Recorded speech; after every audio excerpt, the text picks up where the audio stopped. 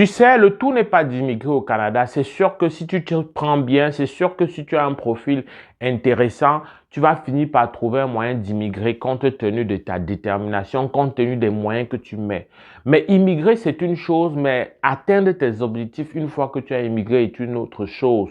Et pour atteindre ces objectifs, il y a des petits éléments sur lesquels on ne met pas suffisamment d'accent au départ et qui viennent plomber la suite de notre séjour, la suite de notre projet d'immigration. Ici, je me penche sur un pan précis, c'est celui du loyer. Mais permets-moi, avant de continuer la vidéo, de te faire une annonce forte. J'organise 2 conférences à Douala, puis 2 conférences à Yaoundé. À Yaoundé, ce sera à l'hôtel Franco. À Douala, ce sera à l'hôtel Bano Palace. C'est donc 4 conférences au total réparties sur le mois de juillet et d'août. Tu auras la chance d'être avec moi, de m'avoir en présentiel et d'avoir la réponse immédiate et sans détour comme à l'habitude à toutes tes questions. Je viendrai avec des réponses précises taillées sur ton cas particulier. Alors ne tarde pas, les places sont limitées. Je t'invite instamment, si tu me regardes à partir de YouTube, de prendre le courriel qui est dans la description de cette vidéo et de pouvoir écrire pour manifester ton intérêt. Je répète, les places sont limitées. Dépêche-toi. Si tu me regardes à partir de Facebook, alors tu as la possibilité d'écrire sur Messenger à travers le Messenger de Afrique Éducation. Alors, il faut que je te dise d'office, même si tu es déjà au Canada, tu viens d'arriver, ou tu as déjà même fait quelques années, pourquoi pas, mais que tu as encore de la misère avec ton budget. Et surtout pour toi qui es encore en dehors du Canada et qui aspire à venir, tu es dans une procédure qui va vraiment aboutir, ou même tu n'as pas commencé de procédure et tu amorces à peine ton projet, ben cette vidéo va t'aider à être très avant-gardiste, à prendre de l'avance comme cette chaîne Afrique Éducation t'aide à faire tout le temps. Alors, c'est de te donner le pouls, c'est de te donner une idée de ce que ça veut dire se loger ici au Québec et au Canada en général. Il y a plusieurs vidéos où des originaires, des personnes d'ici viennent commenter et viennent décourager à raison. Ils sont toujours en train de dire, si tu regardes parfois des commentaires, mais vous allez venir et habiter où? On va vous loger où? C'est une réflexion, c'est une plainte qui est légitime parce que en tant que quelqu'un du terrain, il voit mieux comment c'est difficile de se loger. Il voit comment il y a un très grand retard de plus de 150 000 logements dont le Québec a besoin. Pourtant, il y a cette main-d'œuvre-là qui n'arrête pas d'être exigeante pour que l'économie reste au bon fixe. Alors, la question donc du logement devient une question centrale dans ta réussite. Où est-ce que tu vas te loger? Il y a 2 cas de figure. Tu peux te loger en région, tu peux te loger dans les centres-villes, dans les métropoles. Mais c'est sûr que chaque côté vient avec ses avantages et ses inconvénients. Mais je peux déjà te dire que si tu si tu fais le choix de la plupart des personnes, c'est-à-dire de plus qu'un immigrant sur 2, de te loger dans le centre-ville ou alors dans ses environs, c'est-à-dire dans la métropole, ben c'est sûr que ça vient avec des coûts de loyer assez élevés. Les coûts de loyer qui vont chercher entre 1100 et 1300 dollars pour celui qui veut seulement 2 chambres, c'est-à-dire 2 chambres seulement à coucher, ça va être dans ce montant. Voilà le prix qui est vraiment officialisé. Alors ça vient, c'est sûr, hein, lorsque tu loges dans les grandes métropoles, dans les centres-villes, mais ça vient avec des avantages comme l'accès à des boulots, tu as la possibilité et cette flexibilité, cette mobilité facile d'un emploi à un autre, d'un employé à un autre. Tu as donc cette marge de manœuvre-là qui vient avec, mais ça vient avec des contraintes comme par exemple le coût de la vie. Mais c'est sûr que les différentes installations de divertissement, etc., restaurants, etc., tout ça, ça vient avec un coût. Alors, prenons le cas très simple, qui n'est pas ordinaire. Pourtant, je vais prendre quand même ce cas max pour te montrer l'urgence, la nécessité. Si tu as la chance d'avoir un revenu de l'ordre de 50 000 dollars, je te précise que c'est rare parce que moins que 10% des travailleurs gagnent 50 000 dollars. Mais mettons que tu es dans cette fourchette de 50 000 dollars en insistant que c'est très rare. Mais prenons le meilleur des cas.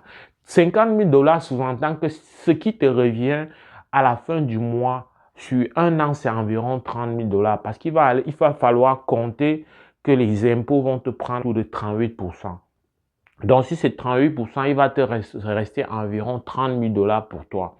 Alors, ces 30 000 $ là, il faut bien retenir que quand tu vas faire un achat, il y a des impôts, un prélèvement provincial et un prélèvement fédéral qui tournent autour globalement de 15%.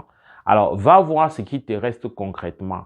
Même si on prend le même 30 000 et qu'on étale sur 12 mois, tu es là autour de 2 500 $ par mois. Dans 2 500 $, si tu enlèves 1 100 $ environ pour le loyer, qu'est-ce qui te reste? Sachant que tu as un repas, tu as la ration qui va s'étaler et qui va être entre 600 et 800 $ pour rester dans la raisonnable. Après, il va falloir régler des factures d'électricité autour de 150 $, on va dire 135 pour la moyenne. Mais il y a également des factures d'Internet. Il y a beaucoup d'autres petites factures qui viennent se greffer comme la garderie des enfants, il y a le carburant, etc. Donc très clairement, si tu es un monoparental, c'est sûr que cet argent devient très vite limite et tu n'as pas moyen, voilà, tu n'as aucune marge de manœuvre. Advenant le cas où vous êtes en couple, c'est sûr que ça va rester tendu parce qu'il faut vraiment que tous les deux vous travaillez. Et après, l'épargne qui va rester, ça va à peine vous servir à vous d'avoir un véhicule de qualité. Si tu avais des projets comme avoir ton propre domicile, si vous aviez en couple ce projet, ça va être de moins en moins évident. Maintenant, si tu décides de t'installer un peu plus en région, très loin, c'est sûr que comme avantage, tu auras une meilleure qualité de vie. Il y a un air beaucoup plus frais sur le plan de la santé, de l'environnement. Ça va être un avantage. C'est sûr que tu as moins d'occasion de dépenser ton argent, mais ça vient avec un dépaysement, ça vient avec une rupture parce que tu vas être complètement isolé, tu vas davantage avoir affaire à des personnes de différentes cultures, tu n'auras pas donc cette possibilité de ressourcer parce que les tiens ne vont pas être, tu comprends bien, dans des régions avec toi. Mais du point de vue financier, c'est sûr que tu vas légèrement faire un peu plus voilà, d'épargne. Mais c'est clair qu'il y a moins de socialisation des enfants, moins de socialisation de toi adulte. Là, je parle bien en termes de socialiser aussi, compris avec les personnes, avec nos semblables qui sont arrivés, parce qu'il y en a qui ont vraiment besoin de ça pour leur équilibre. Et je les comprends. C'est fondamental pour certains, voilà, dans leur état d'esprit, ça permet à certains d'être boostés quand ils ont le sentiment qu'ils ne sont pas seuls, quand ils ont le sentiment qu'il y a leur semblable autour. C'est une question parfois négligée, mais qui impacte beaucoup sur la santé mentale et qui améliore les résultats donc, sur le plan professionnel de plusieurs d'entre nous. Donc, il y a ce tableau-là, il y a qu'en région aussi, tu as moins de flexibilité, tu as moins de mobilité professionnelle. Donc, à toi de voir tout ça. Mais très clairement, je veux que l'idée essentielle derrière cette vidéo, c'était de te dire que l'immigration ou l'installation dans une région va avoir directement un impact sur ta réussite économique, sur le management de ton budget parce que le loyer devient de plus en plus une composante majeure.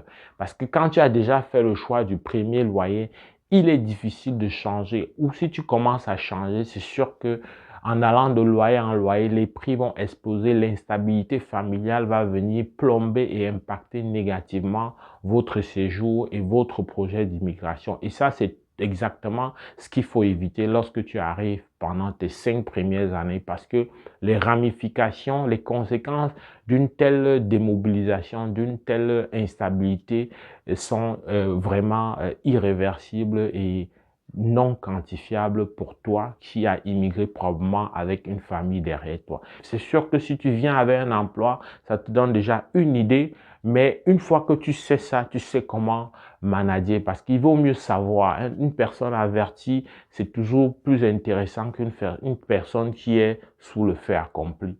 J'espère que cette vidéo t'a aidé. Si c'est le cas, like. Au plaisir de te retrouver dans le cadre d'une prochaine vidéo. Porte-toi bien. Boula!